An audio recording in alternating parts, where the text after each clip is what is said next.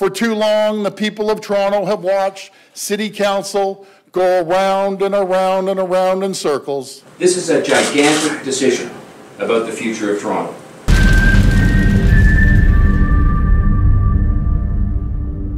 Wild times ahead at Toronto City Hall as Ontario Premier Doug Ford announces he is cutting the number of councillors in half.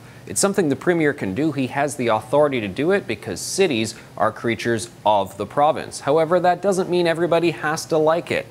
The response poured in heavily, some councillors even saying this was like the Hunger Games. Would you like to be in a real war?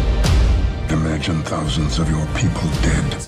As incumbent councillors are going to be pitted against each other as two wards are amalgamated into one. Although you'll be hard-pressed to see people who aren't in on the system, in on the take, shall we say, who are getting upset about this. Doug Ford says this is all a part of his agenda to return power to the people, trim costs, and reduce the size of government. This one move, he says, will save taxpayers $25 million.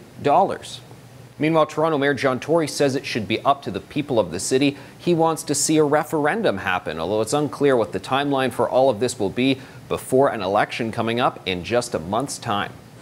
And the question can be very simple. Do you support reducing the size of the City Council from 47 to 25? Yes or no? My take on it, ever since the 311 service was introduced in 2010, where you call up and you say, hey, I got a problem with my garbage collection. Hey, I got a problem with something happening in my neighborhood, and people deal with it on the phone at City Hall, councillors have been doing less and less. They spend all their time doing busybody activities and self-promotion. To this half of council, I say good riddance.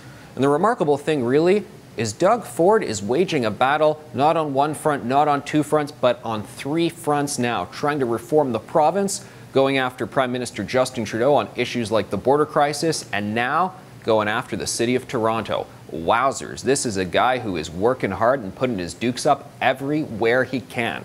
What do you think about this? Let us know. Comment on our Twitter, on our social media, Facebook page, and don't forget to follow us.